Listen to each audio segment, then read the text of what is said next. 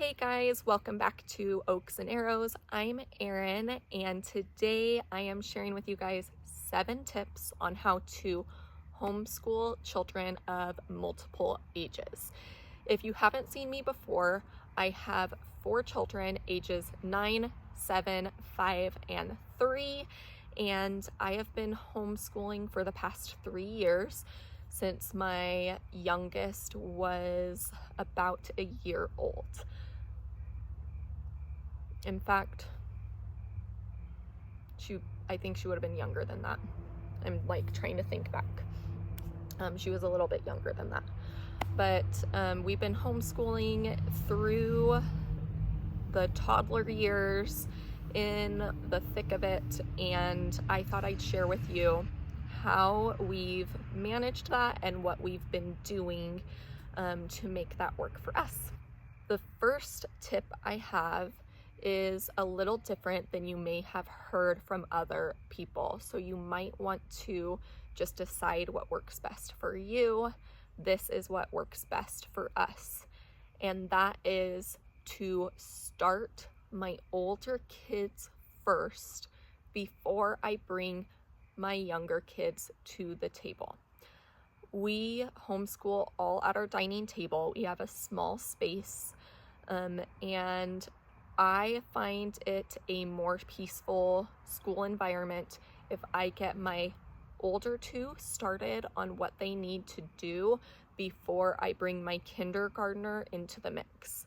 And this is for 2 reasons. Number 1, my kindergartner or your preschoolers, if they're not your youngest children, which for me, I've got my 3-year-old also, if those guys have each other to play with while you're getting the older ones set up, it will make the ones that aren't old enough to be doing school more entertained by having that younger child to play with.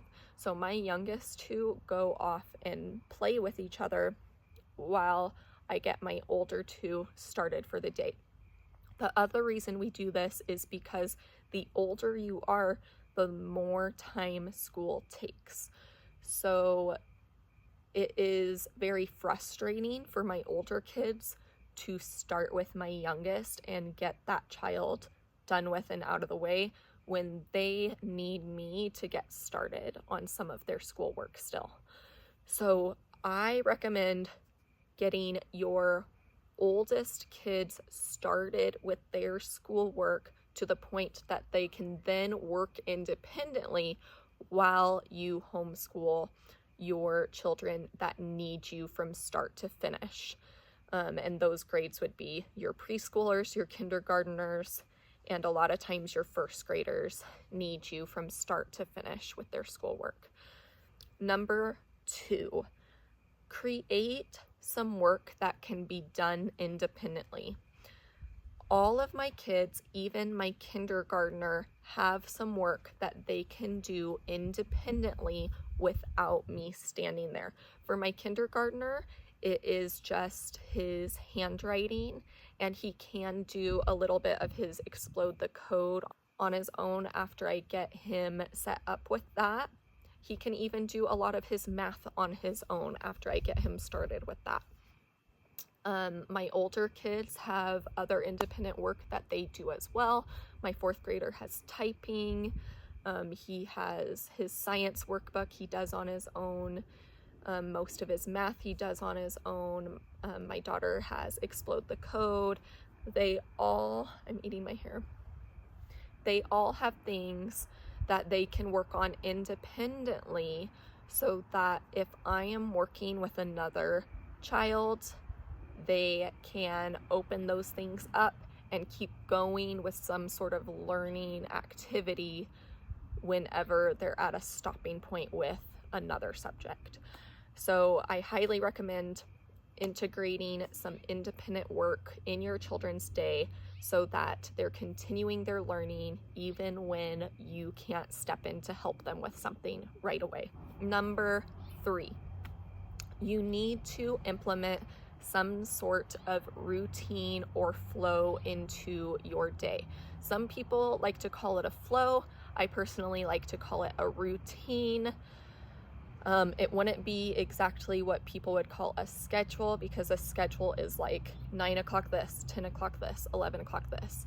And we don't do our day by hours, because sometimes things take us more or less time, but we have a routine of starting with one thing, and then we do this, and then we do that. And my children know the order of that day. And we keep that order the same every day.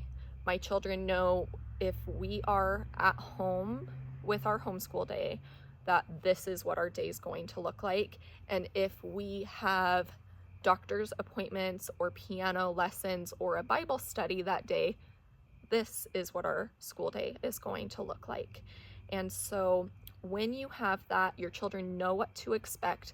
There's less confusion, there's less arguing, which can happen. There's more efficiency in your day, and that's just going to make it better for everybody involved. Number 4, this is one I hear from families often, and I know I got this from another homeschooling mom that I know. And that is to have specific toys and manipulatives set aside that are only used during the school day.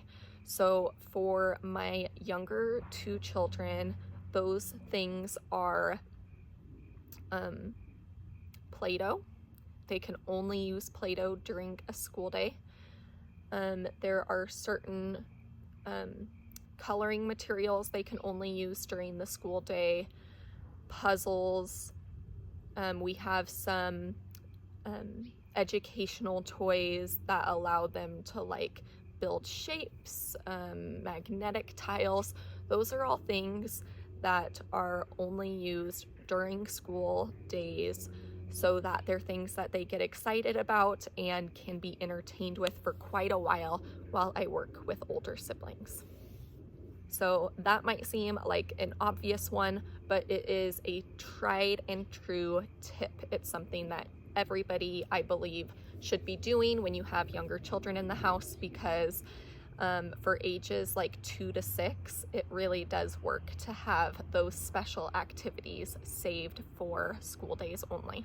Number 5, add breaks to your school day, especially when you have those younger kids. Sometimes it can feel like, man, we only have one subject left. Let's just power through. Let's get our school day done. But I'm telling you, sometimes you power through that one last subject and it takes twice as long because everybody's just done for that moment. So implement breaks. Your school day doesn't have to all be completed in a 3-hour window. It can be done throughout the day. We take a little break right before we do our read aloud time. So my kids know we just go get a little snack before we go sit at that table, and they're allowed to eat that snack while I start our read aloud book. And just that little 5-minute break and that little snack refreshes them for another couple hours of our school day.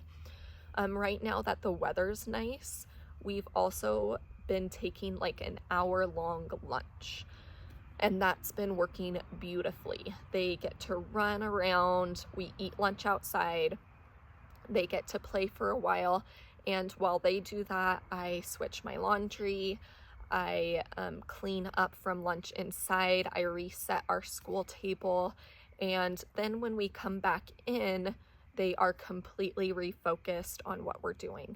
So add those breaks in. Recognize when your children's little brains are fried a little bit or when your brain is fried, and just take the break, because that 15-minute break, or maybe you need a little bit more, maybe you need a 30-minute break, will make the rest of the day run more efficiently. So take breaks when you can tell that you all need them. Number 6. Now this one can be a little controversial for some families, and it's kind of a last resort for our older children. And when I say for our older children, there are times when my younger two are tired, but they don't really take naps anymore. They need attention, but my older two need me to finish up their school day.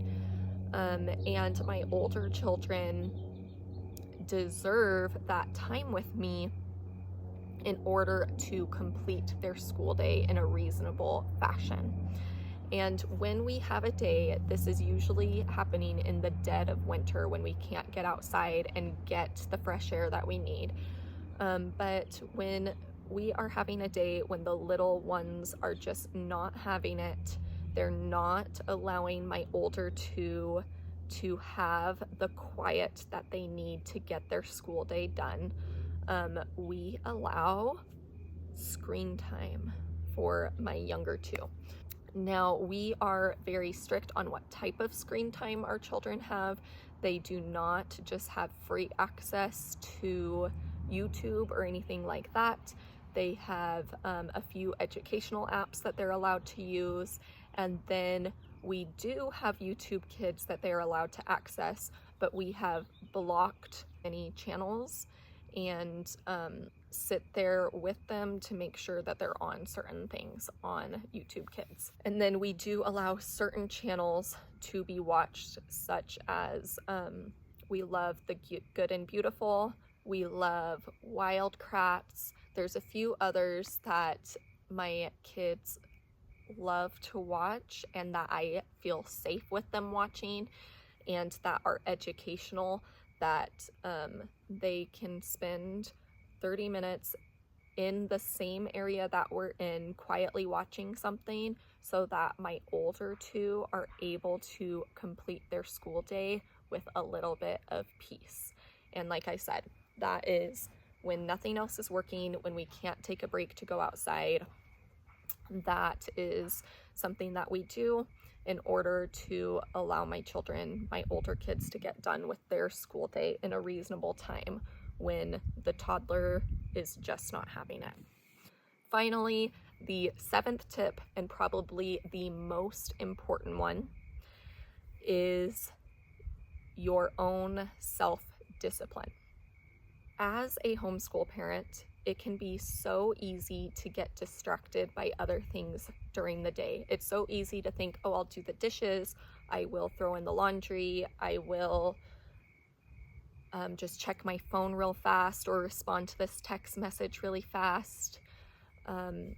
But our children need us to be disciplined in our routines and how we go about our schedules and our time so that they can make the most of their time. So this is something that we all can grow in, is our own self-discipline throughout the day. The word says that when he starts a good work in you, he's going to finish that. And that is something that I lean into and rely on, because I know that some days staying focused and disciplined and not being distracted by the cares of this world can be harder to do some days than others. So this is something that I've really had to give to the Lord. I've had to give my time to the Lord. I've had to really pray about how I spend my time and refine that in order to stay disciplined myself so that I can then teach that to my kids. And that's in areas of time management. That's in the area of like starting what you finish and teaching my children that even though something's hard, we finish what we start. This can apply to many areas in homeschooling, but teaching our children that self-discipline is a critical life skill that they're not necessarily going to learn from a curriculum as much as they're going to learn from seeing our daily actions. So that is my seventh and most important tip for homeschooling children of multiple ages. All right, guys, that's all I have for you today. I want to thank you for taking the time to watch this video, and I would love it if you would take a moment to like the video, subscribe if you haven't, and comment below one of the tips you liked or a tip that you would add to this list. Have a wonderful day. Bye.